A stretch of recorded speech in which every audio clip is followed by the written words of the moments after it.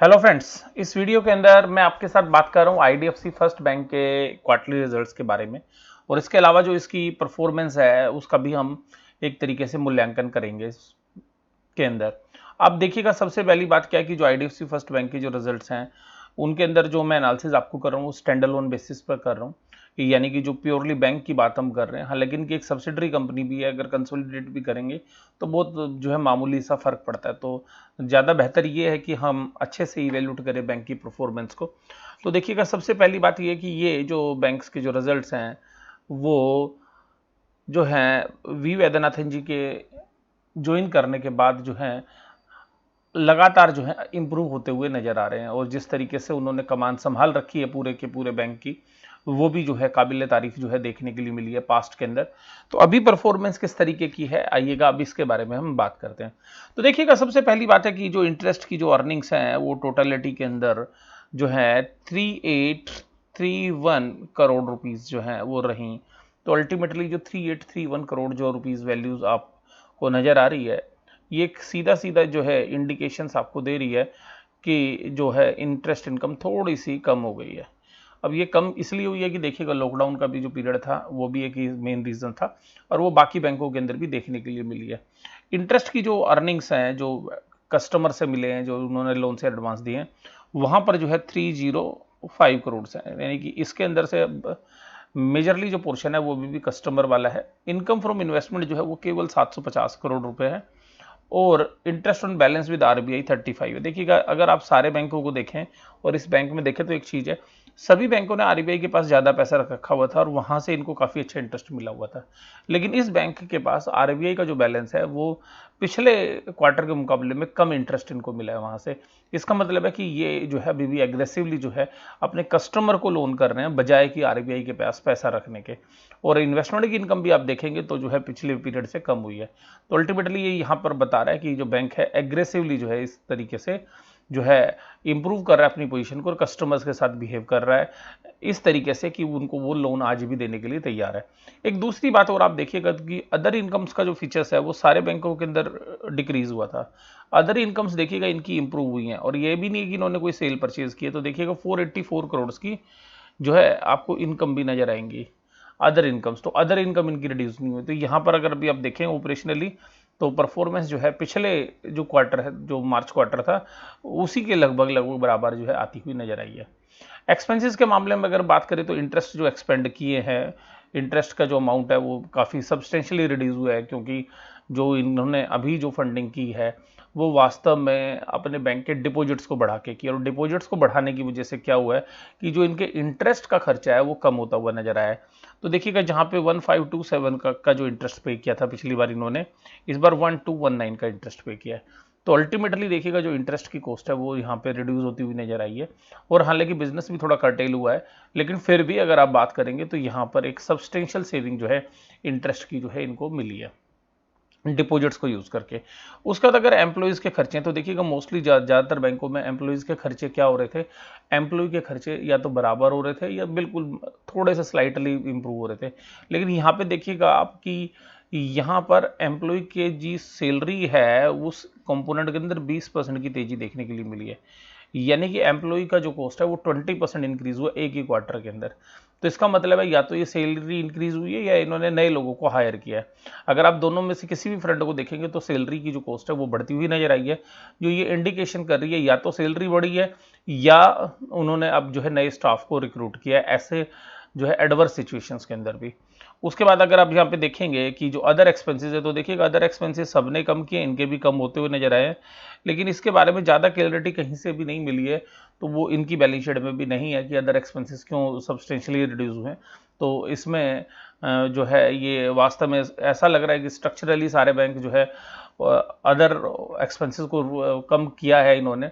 और या कुछ मुझे भी ऐसा लग रहा है कि कुछ एक्सपेंसेस ऐसा हो सकता है कि इन्होंने अगले क्वार्टर के लिए जो है डेफर कर दिया, यानी कि जो खर्चे जरूरी नहीं थे वो खर्चे जो है इन्होंने जो है नेक्स्ट क्वार्टर के अंदर जो है वो शायद होते हुए नजर आएंगे। तो ये इनके साथ भी है, और ज़्यादा डिस्क्लोजर इसके बारे में है नहीं किसी भी बैंक की जो है स्टेटमेंट को जब हम रीड करते हैं तो देखिएगा जो टोटल एक्सपेंसेस की अगर हम बात करें तो 3424 और 3919। तो यहाँ पे देखिएगा करीबन करीबन आप देखिएगा 500 करोड़ रुपए के जो खर्चे हैं वो कम हो गए। और 500 करोड़ रुपए के खर्चे कम होना जो है अपने आप में एक प्रॉफिट को जो है बनाना जो है अपने आप में। तो अल्टीमेटली जो प्रॉफिट्स हैं वो कैसे इंप्रूव हो रहे हैं, कॉस्ट रिडक्शन भी हो रही है यहाँ पे, यानी कि कॉस्ट को जो है इंप्रूव किया जा रहा है बिजनेस कट होने के साथ साथ। तो अगर आप देखेंगे तो ऑपरेटिंग प्रॉफिट प्री प्रोविजंस देखिएगा अभी इसमें कोई प्रोविजंस नहीं है, तो यहाँ पर देखिएगा एक बहुत बड़ा जंप है।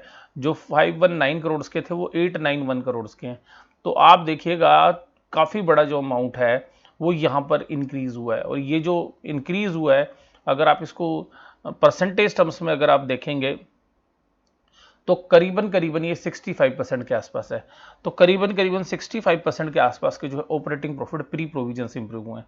तो अब देखिएगा provisions other than tax and contingencies, तो देखिएगा प्रोविजंस फिर इनके यहाँ पे बढ़ते हुए नजर आए हैं 764 के। तो देखिएगा 764 के जो प्रोविजंस हैं यहाँ पे बढ़े हैं, जो पिछली बार 412 करोड़ के थे। तो अल्टीमेटली ये जो प्रोविजंस इंप्रूव हुए हैं बढ़े हैं, ये असेट्स क्वालिटी को जो है इनकी जो भी एनपीए रही होंगी इस क्वार्टर में, हालांकि इस क्वार्टर में नए तो नहीं है लेकिन कुछ जो इनको मॉनिटर कर रहे थे स्ट्रेस्ड एसेट्स उनके प्रोविजंस इन्होंने बनाए हैं और कुछ कोविड का प्रोविजंस है। तो अल्टीमेटली जो प्रोविजंस हैं वो अपने आप को यहाँ पे सेव कर रहे हैं। और ये बैंक की जो बैलेंस शीट है उसके अंदर करीबन 75% के आसपास जो है इन्होंने कोविड के प्रोविजंस और जो टोटल प्रोविजंस हैं वो बना लिए हैं। तो प्रोविजंस कवरेज रेशियो जो इनकी स्ट्रेस एसेट्स के ऊपर है वो 75% है, और आगे भी मैं भी इसके बारे में बात करूंगा।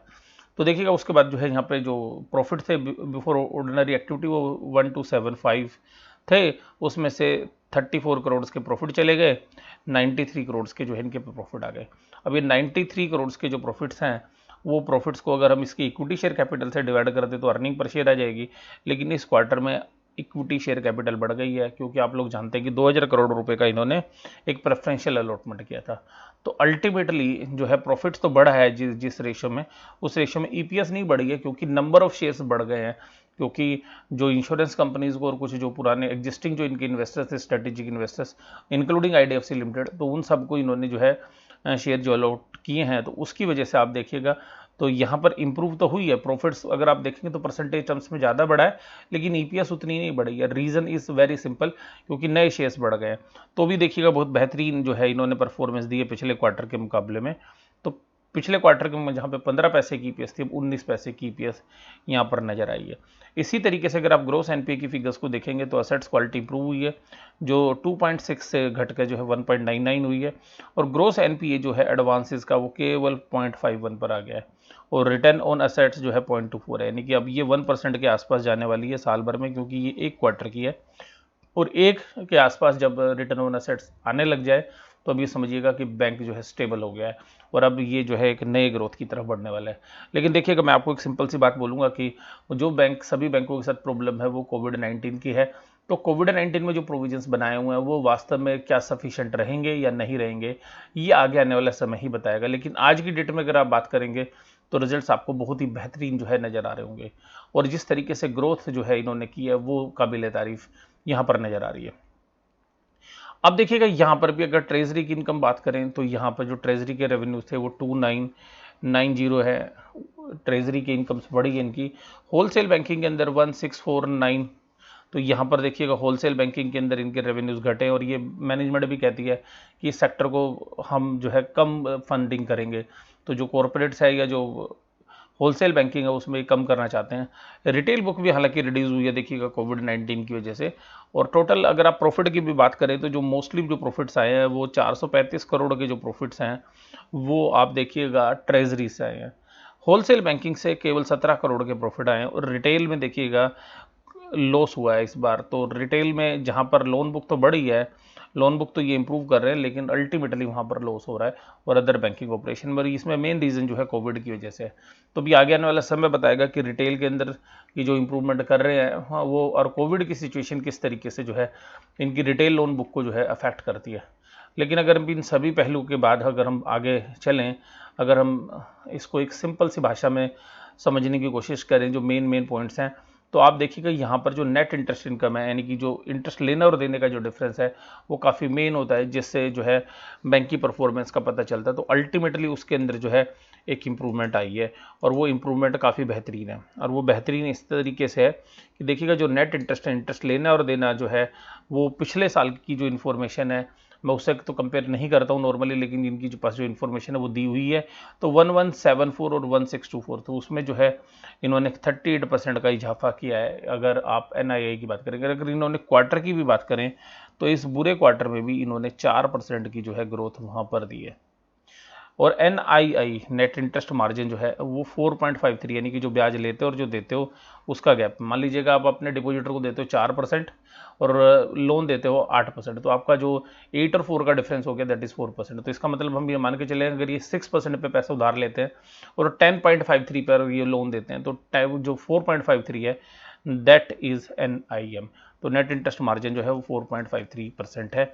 तो जो पहले जो पिछले साल जो है 3.01 था, उसको अगर आप कंपेयर करें तो यहाँ देखिएगा तो काफ़ी बड़ा है, क्योंकि जितना ये एनआईएम बढ़ेगा उतने बैंक की ग्रोथ बढ़ती हुई नजर आई है आपको। तो इस पर हमेशा एक फोकस रखना पड़ता है कि एनआईएम बढ़ रहा है या नहीं बढ़ रहा है। उसके बाद है फीस बेस्ड इनकम जो है वो थोड़ी सी रिड्यूस हुई है। तो मैं अब आपको जो मेन बातें हैं वो आपको बताता हूँ। CASA current account saving account, देखिएगा जितने डिपॉजिट्स बढ़ेंगे उतनी ही कॉस्ट ऑफ जो है फंडिंग जो है कॉस्ट ऑफ डिपॉजिट जितनी घटेगी उतना ही आप अच्छे से लोन दे पाएंगे, क्योंकि अल्टीमेटली जितना डिपॉजिट बढ़ेगा उतना ही आपको कम ब्याज देना है। तो सिंपल सी बात है, अगर आप कमर्शियल बोरोइंग्स कर रहे हैं तो उससे बेटर क्या है कि आप यहाँ पे डिपॉजिट्स को बढ़ाएं। और इसीलिए जो बैंक की मैनेजमेंट है वो ब्रांच खोलने पर जो है लगातार अग्रसर हो रही है। और ये देखिएगा यहाँ पर कासा डिपॉजिट एक साल के अंदर 145% पर आ गया है। तो देखिएगा जहाँ पर आप 145% की ग्रोथ है, आप देखिएगा तो जहाँ 9594 करोड़ के डिपॉजिट थे अब वो 23491 करोड़ के जो है डिपॉजिट्स आपको नजर आ रहे हैं। और कासा की जो रेशियो है यानी कि जो करंट अकाउंट का जो पूरा पोर्शन है टोटल डिपॉजिट्स के अंदर, तो वो भी 33.74 है, यानी कि जो फिक्स डिपॉजिट है उस पर थोड़ा इंटरेस्ट ज़्यादा देना पड़ता है। तो उसकी अगर परसेंटेज देखेंगे तो 33.74 है, जो पहले 14.57 थी। तो यहाँ पर भी जो एक इम्प्रूवमेंट है। और इनकी जो बैंक एफडीज हैं उनको एक बहुत अच्छी रेटिंग जो है यहाँ पे मिली हुई है, FAAA स्टेबल जो है ये जो क्रिसिल के द्वारा रेटिंग दी गई। तो यहाँ से भी जो इनको एक बूस्ट मिलेगा आगे चल के कि लोग इनके पास जब बैंक में एफडी करने आएंगे तो ये अपने वहाँ पर अपनी ब्रांचेस की दीवार पर ये रेटिंग लगा के रखेंगे कि देखिएगा जी हमारे को हाईएस्ट रेटिंग मिली हुई है, तो आपको घबराने की कोई ज़रूरत नहीं है हमारे पास एफडी रखने में। तो ये भी जो है एक इनको पॉजिटिव अब मिलने वाला है। उसके बाद अगर हम देखें तो इन्होंने कहा कि जो सर्टिफिकेट ऑफ डिपॉजिट्स हैं उन्होंने घटा दिए हैं, यानी कि बाहर से पैसा लेना या जो दूसरे कॉरपोरेट से पैसा लेना उसकी बजाय ये डिपॉजिट्स पर ज़्यादा बिलीव कर रहे हैं। और देखिएगा 503 ब्रांचेज हो गई हैं। ये आपको पता होना चाहिए कि जितनी ब्रांच एक्सपेंशन होगी उतना ही डिपॉजिट बढ़ेगा और उतना ही जो है इनके बिजनेस में इंप्रूवमेंट आएगी। और 417 एटीएम्स के ऊपर भी ये पहुंच गए हैं। तो ये जो है ये ग्रोथ को बताते हैं कि बैंक किस तरीके से ग्रो कर रहे हैं। तो बैंक अपनी जो ब्रांचेज हैं उनका एक्सपेंशन काफ़ी अच्छे से कर रहा है। तो यहाँ पर भी आपको पता होना चाहिए। और इसके अलावा देखिएगा यहाँ पर एक और सबसे खास बात जो निकल कर आई है, बैंक ये कह रहा है कि देखिएगा अब मैं अपने विस्तार के लिए, क्योंकि मेरे पास पैसा है, तो जो लोन दूसरे बैंकों ने दिए हुए हैं, दूसरे एनबीएफसीज ने दिए हुए हैं, और जिन लोन की क्वालिटी अच्छी होगी उन लोन्स को भी हम खरीद लेंगे। यानी कि लोन तो तुमने दिए थे उसका ब्याज हम लेना शुरू करेंगे और जिससे एनबीएफसी या दूसरे बैंकों को पैसा हम दे देंगे, अब क्लाइंट से पैसा हम वसूल करते रहेंगे। तो अल्टीमेटली ये जो है इनऑर्गेनिक ग्रोथ की तरफ भी जो है ये बैंक बढ़ने की जो है कोशिश में है। होलसेल बैंकिंग की जो बुक है वो इन्होंने रिड्यूस कर दी और ये बताते भी जा रहे हैं कि होलसेल जो बैंकिंग है उसको हम जो है और मिनिमम लेवल पे लेके आएंगे। और जैसे मैंने कहा था कि 75% के आसपास जो है इनकी जो असेट्स हैं, जो भी स्ट्रेस्ड असेट्स, उन पे 75% जो है इन्होंने पूरा का पूरा जो है प्रोविजंस मेंटेन किया हुआ है। तो ये भी जो है काबिल तारीफ प्रोविजंस है। तो ये जो प्रोविजन 75% इन्होंने बनाया हुआ है, तो इसमें थोड़ा रिस्क जो है वो आगे चल के कम होता हुआ नजर आएगा। लेकिन देखिएगा मैं आपको इस बात से मना नहीं करूँगा कि ये जो कोविड की प्रॉब्लम है उसमें जो है कोई भी बैंक जो है असर्टन नहीं कर पा रहा है ढंग से। किसी ने कम प्रोविजंस बनाए हैं, किसी ने ज़्यादा प्रोविजंस बनाए हैं। तो प्रोविजंस जो है इन्होंने ठीक ठीक बनाए। मैं ये नहीं कहूँगा कि बहुत ज़्यादा कम बनाए या बहुत ज़्यादा बनाए हैं। तो देखिएगा आने वाला जो समय है वो बताएगा। और मोरेटोरियम बुक कितनी है ये देखिएगा, बहुत सारे बैंकों ने, बड़े बड़े बैंकों ने नहीं बताई। ये होती है ट्रांसपेरेंसी। देखिएगा ट्रांसपेरेंट तरीके से उन्होंने बताया कि हमारी 28% की जो है मोरेटोरियम बुक है आज की डेट तक, और जिसमें से 23% हमारी रिटेल असेट्स है जो कि रूरल पोर्टफोलियो के अंदर है, यानी कि जो हमने गाँवों में पैसा दे रखा है। और 35% हमारी होलसेल फाइनेंसिंग में, यानी कि जो कंपनीज को, कॉर्पोरेट्स को, पार्टनरशिप फर्म्स को, ट्रस्ट को, इनको जो पैसा दिया वो 35% है।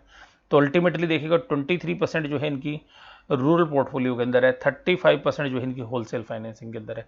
तो कुल मिलाकर 28% जो है इनकी लोन बुक जो है, जितने भी लोन्स हैं वो जो है आज की डेट में जो भी पैसा उधार दे रखा है वो जो है 28% मोरेटोरियम के अंदर। तो ये थोड़ा सा कोज ऑफ कंसर्न देखिएगा, मुझे भी लगता है, क्योंकि इसी की वजह से अगर हमें प्रोविजंस बढ़ते हुए नजर आए तो ये जो प्रॉफिट्स अभी हम देख रहे हैं ये आगे जो है नहीं आ पाएंगे, या इनकी ग्रोथ को जो है रोकने की जो है कोशिश करेंगे, और कम से कम 1-2 क्वार्टर तो जो है इम्पैक्ट कर सकते हैं। तो इस पे जो है हम अगले भी रिजल्ट्स में जो है नज़र बना के रखेंगे। तो अल्टीमेटली मैंने आपको जो सारी बातें बताई कि किस तरीके से जो है बैंक कर रहा है, तो अब मैं बेसिकली जो इन्वेस्टर से रिलेटेड जो चीज़ें वो बता देता हूँ कि शेयर्स की बुक वैल्यू 30 रुपीज़ एंड 74 पैसा है। तो अभी भी देखिएगा शेयर उन प्राइस से नीचे चल रहा है, और बैंक की जो नेट वर्थ है वो 17436 है। तो अल्टीमेटली जो है बैंक आज भी अपनी मार्केट कैपिटलाइजेशन से ज़्यादा बैलेंस शीट में वैल्यू रख रहा है। बैलेंस शीट की वैल्यू 30.74 है। तो बहुत ही कम आपको बैंक ऐसे मिलेंगे जो प्रॉफिटेबल बैंक भी हों और जिनकी प्राइस टू बुक वैल्यू जो है आपको प्राइवेट सेक्टर के अंदर जो है 1 से कम मिले। तो ये बैंक जो है इस मामले में भी आपको 1 से कम की प्राइस टू बुक वैल्यू है। और देखिएगा कैपिटल एडिक्वेसी रेशियो जो है, यानी कि जो CAR, यानी कि इनके पास पर्याप्त मात्रा में कैपिटल है या नहीं है। तो कैपिटल एडिक्वेसी रेशियो आज की डेट में 15.03% है, जो इन्होंने प्रेफरेंशियल अलॉटमेंट के बाद जो है इंप्रूव की है। तो अल्टीमेटली यहाँ पर भी जो कैपिटल एडिक्वेसी रेफरेंट है उसके ऊपर भी जो है एक बेहतर जो है परफॉर्मेंस देखने के लिए मिली है, और जो यहाँ पे वैद्यनाथन जी ने जो इसके अंदर इंप्रूवमेंट किया है। तो यहाँ पे जो है मैंने पूरा एनालिसिस आपके साथ करने की कोशिश की है, और आपको पता होना चाहिए बैंक जो है फोकस कर रहा है किसके ऊपर, होलसेल बैंकिंग से रिटेल बैंकिंग के अंदर अपने आप को कन्वर्ट करने के लिए। तो देखिएगा जो इसकी ग्रोथ है वो वास्तव में इंडिया के अंदर अब जो इकोनॉमिक एक्टिविटीज़ किस तरीके से होती हैं उन पर डिपेंड करती है। हालांकि बैंक काफ़ी एग्रेसिवली जो है काम कर रहा है, अपने क्लाइंट बेस की तरफ बात करें या ब्रांच खोलने की बात करें या किसी अन्य पैरामीटर्स की तरफ बात करें, तो सभी जो है गुड एंड वेल चल रहा है। लेकिन कोविड की वजह से जो असेट्स मोरेटोरियम हुआ है, देखिएगा एक ओवरहैंग है ये। तो अल्टीमेटली ये आगे चल के किस तरीके से पैन आउट होता है ये तो देखने वाली बात होगी, और ये आगे आने वाला समय ही हमें बता पाएगा। तो आप इसी तरीके से मेरी वीडियो देखते रहिएगा, और वीडियो के अंदर इस एनालिसिस में आपको कैसा लगा जरूर से जरूर मुझे जो है अपनी जो है राय इस पर व्यक्त करिएगा। वीडियो देखने के लिए धन्यवाद। Thank you very much.